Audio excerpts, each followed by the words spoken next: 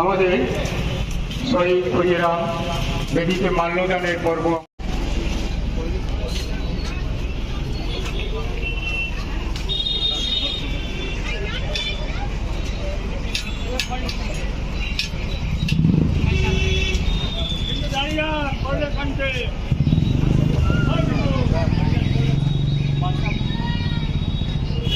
TV চ্যানেলের বাস্তবতা এক, তাই আমরা এই মাল্যদানের মাধ্যমে শহীদ ক্ষুদিরামের যে আত্মা, তার যে বিদেহী সত্তা, সেটাকে আবার এই বাংলার মাটিতে আমাদের সকলের মনে তিনি যেন আবার জন্মগ্রহণ করেন, তাই জন্য আহ্বান জানিয়ে এই মাল্যদান করতে।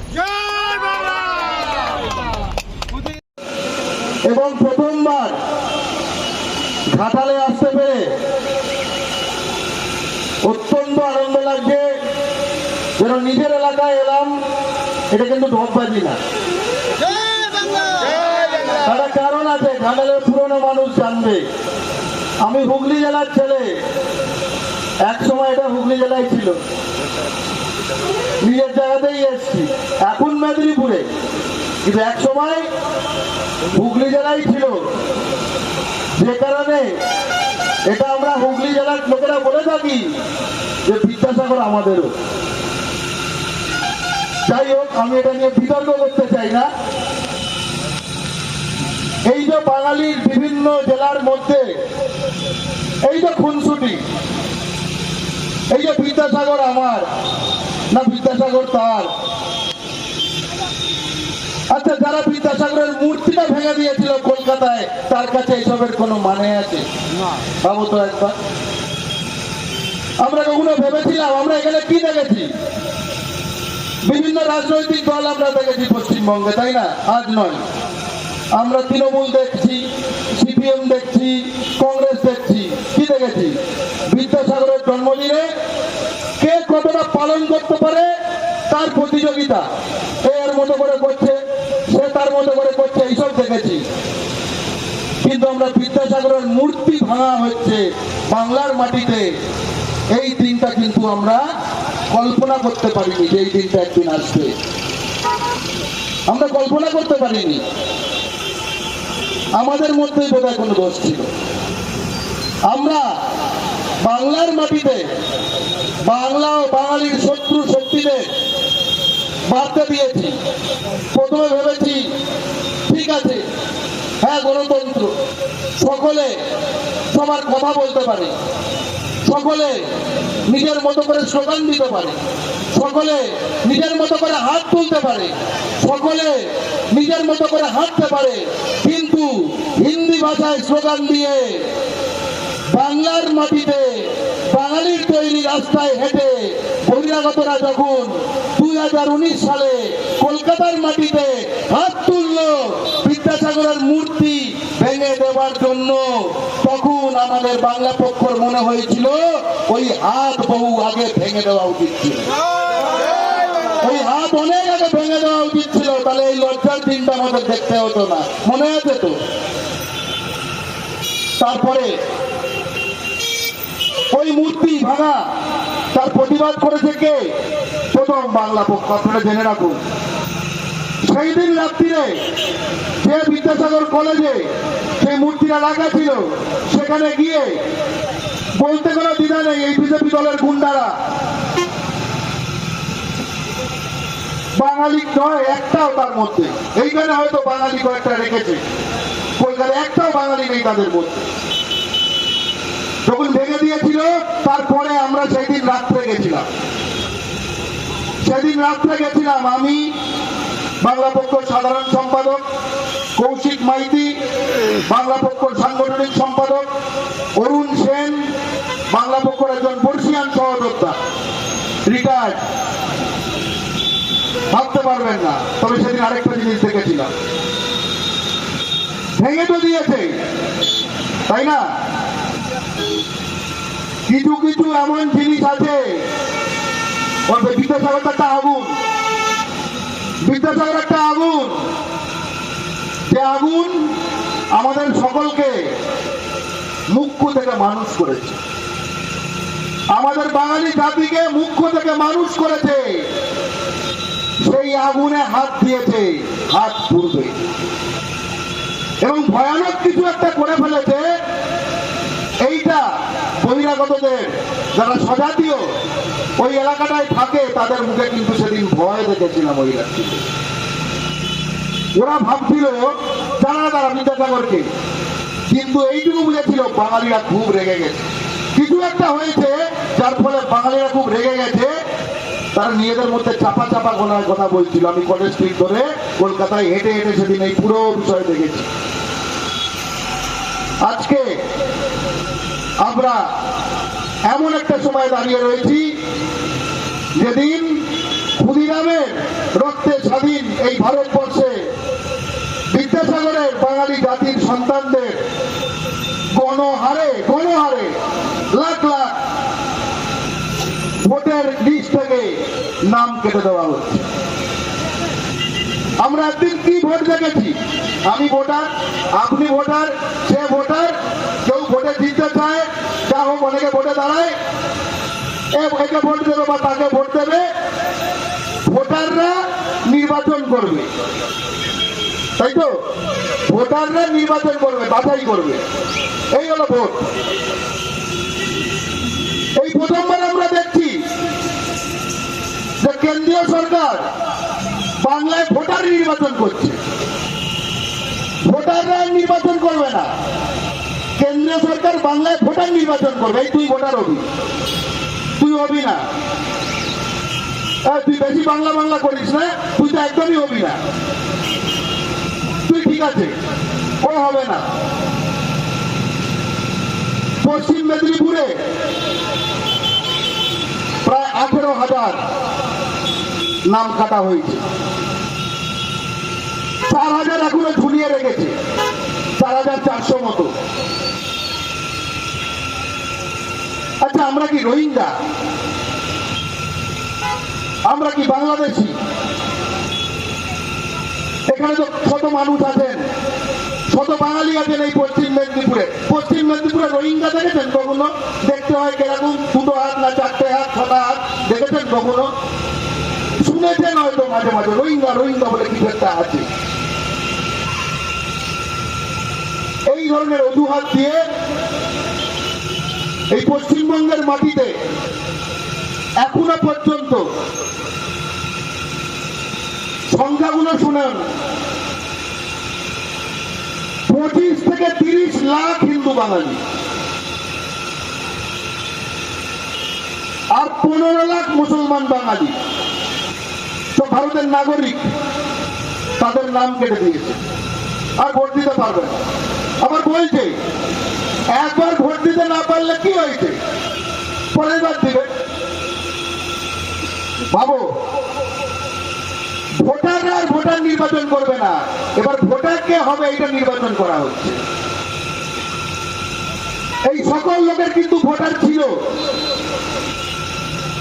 তাহলে তো এই প্রতিটি লোককে, যারা এখানে মুখ্যমন্ত্রী হয়েছে, দিল্লিতে প্রধানমন্ত্রী হয়েছে, এইসব ভোটাররাই তো ভোট দিয়েছে, তারা পদত্যাগ করুক, তাদের ডিলিট করাক, তাদের ডিলিট করাক, তাই না? আমার ভোটে তুমি হলে মন্ত্রী, তুমি হলে প্রধানমন্ত্রী, তুমি হলে এই, তুমি হলে সাই, এমনকি রাষ্ট্রপতিও আসলে অপ্রত্যক্ষ ভাবে হলেও এই ভোটারদের দ্বারাই নির্বাচিত। তাহলে সব সরাও, সব নতুন করে করো, তা না। আর কোন রাজ্যে এটা করছে না, শুধু বাঙালির বিরুদ্ধে। বাংলার মাটিতেও অবাঙালিদের করছে না।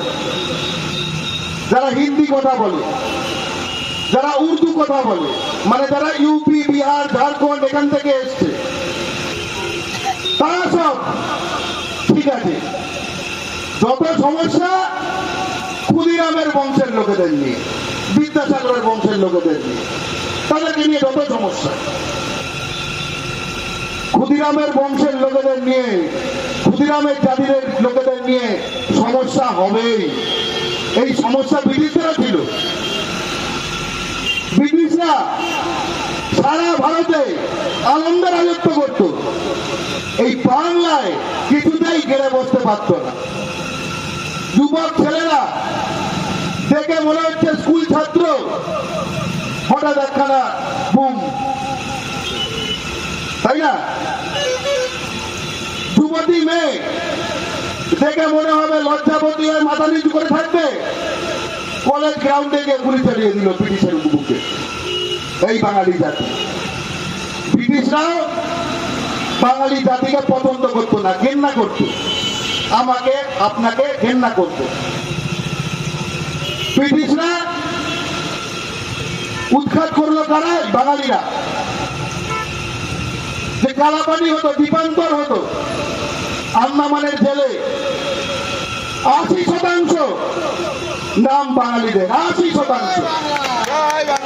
আমাদের রক্তে স্বাধীন যখন আমরা হয়েছে ভারতবর্ষ, বাঙালির রক্তে স্বাধীন হয়েছে যখন আমরা বলি, আমরা এটা এমনি এমনি হাওয়ায় কথা বলি না।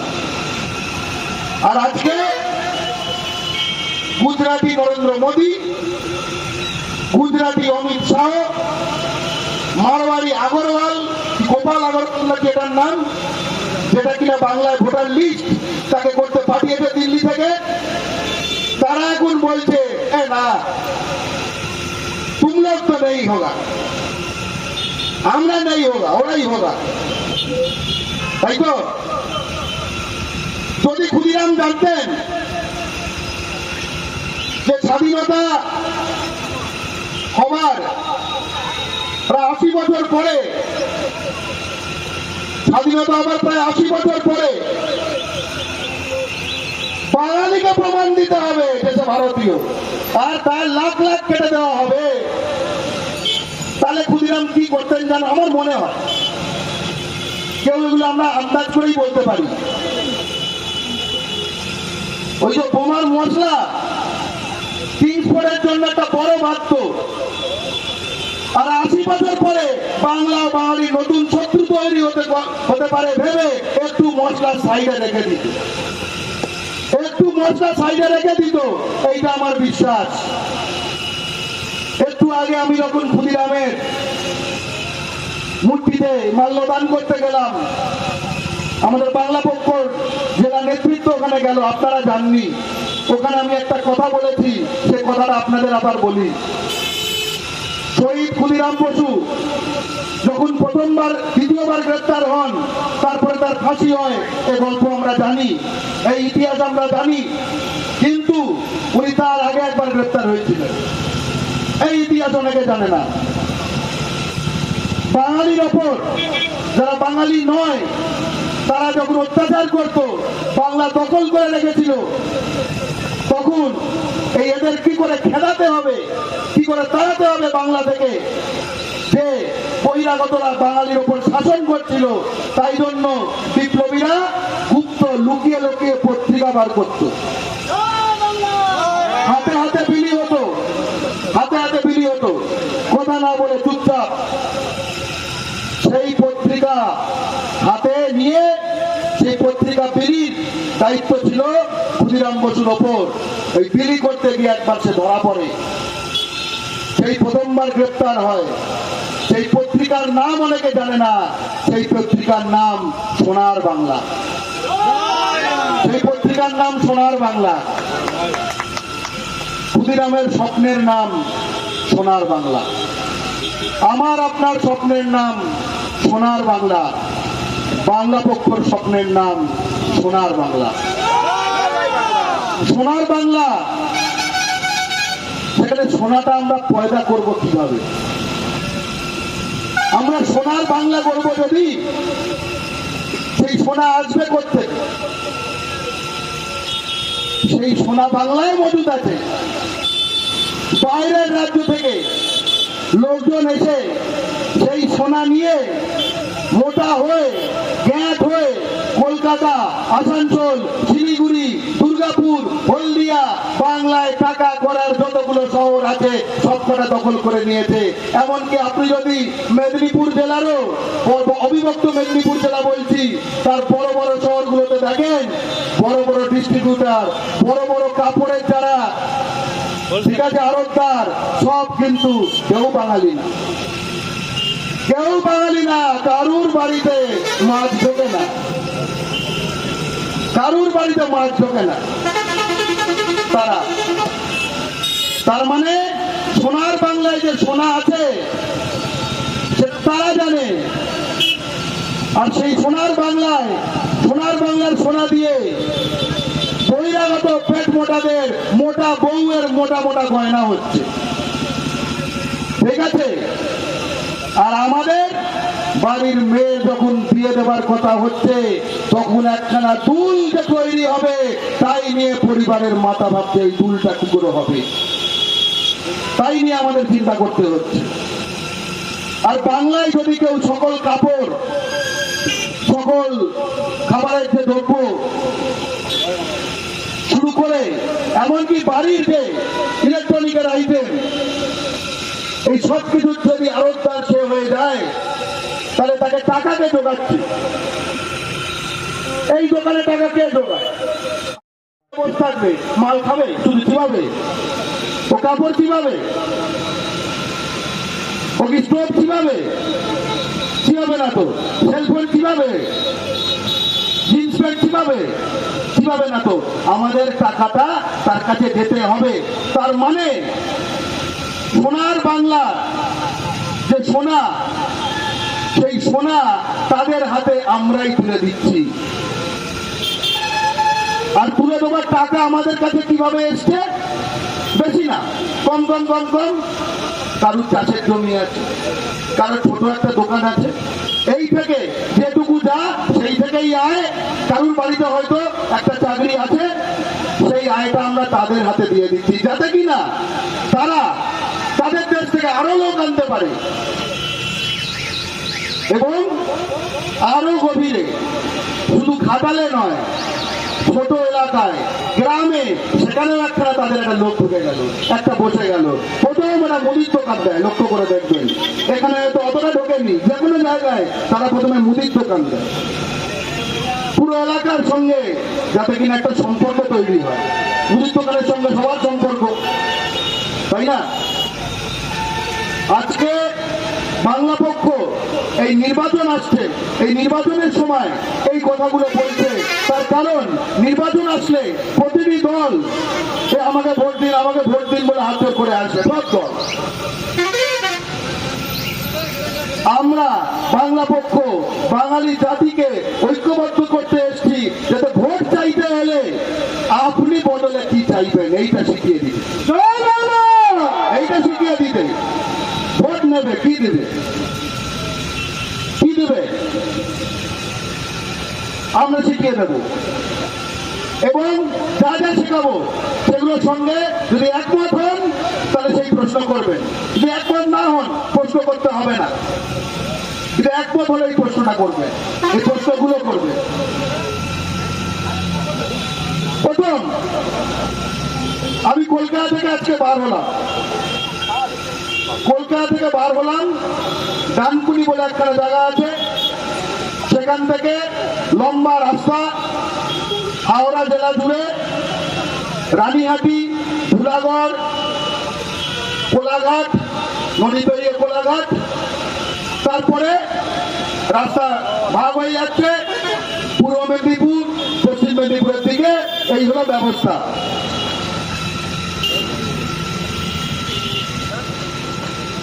খড়গপুর জেলায় বিদ্যাসাগর ইন্ডাস্ট্রিয়াল পার্ক আছে, বিদ্যাসাগরের নামে ইন্ডাস্ট্রিয়াল পার্ক আছে, মানে অনেক অনেক কোম্পানি আছে, অনেক অনেক কোম্পানি মানে অনেক অনেক চাকরি আছে। সে চাকরি কে করে? 90% তারা বাঙালি না, অন্য রাজ্য থেকে আসা। বিদ্যাসাগরের নামে ইন্ডাস্ট্রিয়াল পার্ক, বিদ্যাসাগরের ছবি যদি দেখানো হয় তাহলে বলবে কোন হ্যাঁ, বাঙালি হ্যাঁ, यहाँ का बाल कहाँ गया, এইরকম বলে হয়তো বলবে। বিদ্যাসাগরের বর্ণ পরিচয় যদি সামনে ধরা হয়, সেটা সোজা না উল্টো এইটা ধরতে পারে কিনা তাও বুঝতে পারবে না। আর যদি বলা হয় এটা বাংলা ভাষা, তাহলে বলবো এটা বাংলাদেশি বলতে হয়। ভাবো, আজকে সেই দিন এসছে। এই কথাটা কেন বললাম? এই জেলার পিংলা, সেখানে বুদ্ধদেব পারিক এবং তার 16 জন গ্রামের ভাই, তারা লড়াই করত, তাদের রাজনীতি করত। তারা তাদেরকে বলিয়েদের বলতো কাট্টার হিন্দু। তারা ধরো জয় শ্রীরাম ইত্যাদি এগুলো করতো। দেখেছো গত 5-10 বছর এগুলো হয়েছে, সকলেই জানে। সে মহারাষ্ট্রে গুজরাটে কাজ করতে গেছিল, সে এবং তার ভাইরা। তার মুখের ভাষা বাংলা, এইটা তো বদলায়নি। সে হয়তো নতুন নতুন বল চিনেছে। তার মা ঠাকুমা যে ঠাকুর দেবতার পুজো করেছে, সেসব ছেড়ে হয়তো নতুন ঠাকুর কিনেছে, কিন্তু ভাষাটা বাংলাই রয়ে গেছে। আর ভাষাটা যেহেতু বাংলা রয়ে গেছে, গুজরাটের পুলিশ তাদের বাংলাদেশি বলে ধরে। গুজরাটের পুলিশ তাদের বাংলাদেশি বলে ধরে এবং কুকুর বেড়ানোর মতো পেটে তারা এটা বলে যে আমরা ওখানে বিজেপি করি, বাঙালি। ঘটনাটা বুঝুন। বাঙালি হলে তুমি কে? তুমি তৃণমূল করো না, বিজেপি করো না, কংগ্রেস করো না, সিপিএম করো, নাকি হিন্দু, নাকি মুসলমান, নাকি ছেলে, নাকি মেয়ে, সাদা নাকি কালো, কিচ্ছু এসে যায় না। বাংলা বাঙালির শত্রুদের কাছে আমাদের একটাই পরিচয়, আমাদের ভাষা আর বিদ্যাসাগরের ভাষা এক, আমাদের ভাষা এবং ক্ষুদিরামের ভাষা এক, আমাদের ভাষা এবং আমাদের মায়ের ভাষা এক, সেই বাংলা ভাষা। আমরা বাঙালি বলে আমাদের উপর অত্যাচার করা হয়, আমরা বাঙালি হিসেবেই এই অত্যাচার ধ্বংস করব। বাঙালি হিসেবে অত্যাচার করা হয় বলে মা বদলাতে পারবো না, অত্যাচার করা হয় বলে মাতৃভাষা বদলাতে পারবো না। অনেকের শরীরে জরুল থাকে, একটু কালো মতো, দেখেছেন তো? জরুল উঠানোর মতো ফেয়ার অ্যান্ড লাভলি দুনিয়াতে আছে। এমন অনেকে চেষ্টা করে, জরুল যদি মুখের কাছে হয় এখানে, ভাবছে কেরাম চেহারার মধ্যে একটা রয়েছে, খুব ঘষে, খুব ঘষে, উঠে না। কাপড় কাটার সাবান দিয়ে ঘষলেও উঠে না, বরং এখানে জ্বালা জ্বালা করে। মায়ের ভাষা হলো এরকম জরুলের মতো। ওই যতই তুমি হিন্দি ভাষায় স্লোগান দাও, যতই তুমি নতুন নতুন ঠাকুর দেবতা তোমার উদয় হোক, ঠিক আছে, মাতৃভাষা আমাদের জরুলের মতো, আমাদের জন্মদান থেকে যাবে চিরকাল। ঠিক যেরকম যে ধর্ম বাপ মায়ের থেকে পেয়েছি, যে ধর্ম বাপ মায়ের থেকে পেয়েছি, সেই ধর্ম রয়ে যাবে। যে ধর্ম রাজনৈতিক দলের হাত ধরে এসছে, তা কোথায় বেঁচে যাবে? সেই কারণেই তো নবমী গেল, বাসন্তী পুজোর নবমী, অন্নপূর্ণা পুজোর পরের দিন। কি বলুন, ভুল বললাম? হ্যাঁ, আজ থেকে 10 বছর আগে অন্নপূর্ণা পুজোর নাম শুনেছেন তো? ছোটবেলা থেকে অন্নপূর্ণা পুজোর নাম শুনেছেন তো? হ্যাঁ, ওইটা হলো আসল, ওইটা হলো মূল পদার্থ, তাই না? যদি এগুলো আমদানি করতে হয় ঠাকুর দেবতা কাউকে 20 বছর বয়সে, হয়তো হঠাৎ মনে হলো মা অন্নপূর্ণাকে দিয়ে হচ্ছে না, তার মনে হলো হয়তো তার যে মা বাসন্তীকে দিয়ে তার নাকি হচ্ছে না, মা রক্ষাকালী দিয়ে তার হচ্ছে না, তার যদি এক্সট্রা চাই আসলে তা নয়, নতুন নতুন নতুন নতুন এসব আসবে যাবে। এটা বাংলার মাটি, মা অন্নপূর্ণা থেকে যাবে, মা অন্নপূর্ণা থেকে যাবে। আমাদের লাখ লাখ বছর ধরে এই মাটিতে যারা আমাদের দুধে ভাতে রেখেছে, কি বলেছিল ঈশ্বরী পাটনি মা অন্নপূর্ণাকে, আমার সন্তান যেন থাকে দুধে ভাতে, থেকে যাবে। জয় বাংলা।